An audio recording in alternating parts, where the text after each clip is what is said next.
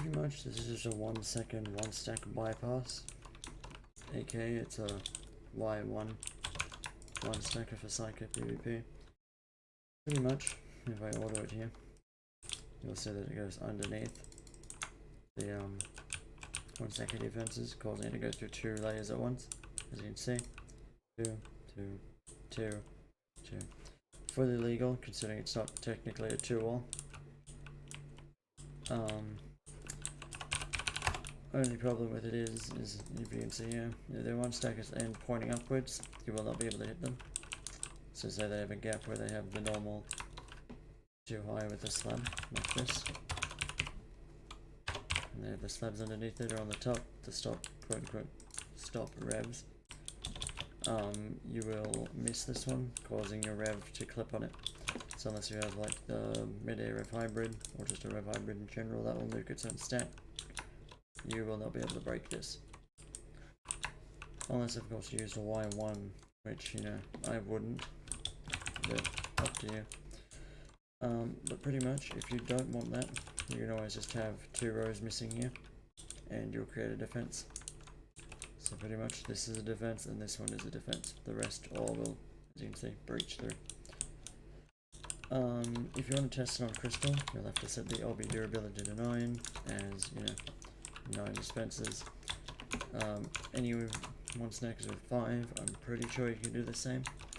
Because otherwise, if I set it back to 3, you'll see that when I fire, you will actually break 3 layers because of the way the obsidian breaker works on you. If I'm even loading it properly, because of chunk loaders being broken. Yeah.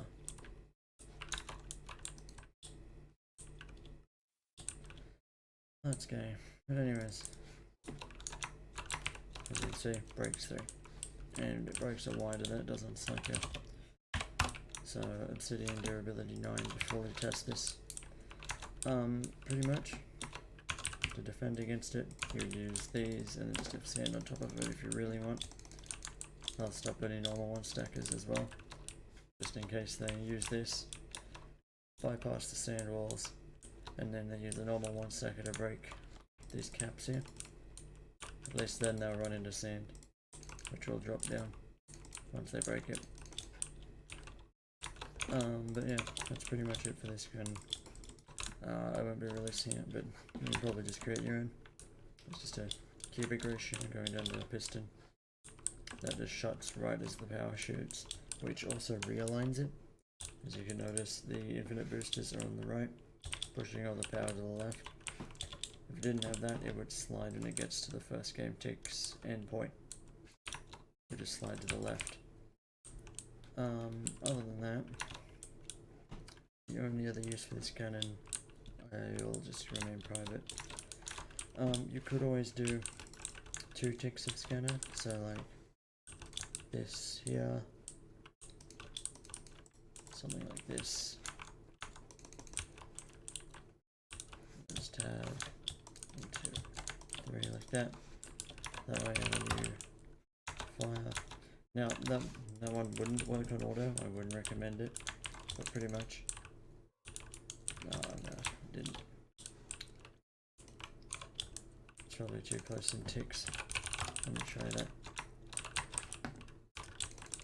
But pretty much this would just get rid of sand quicker. Like that. But then you would also, you know, start creating sand walls behind it.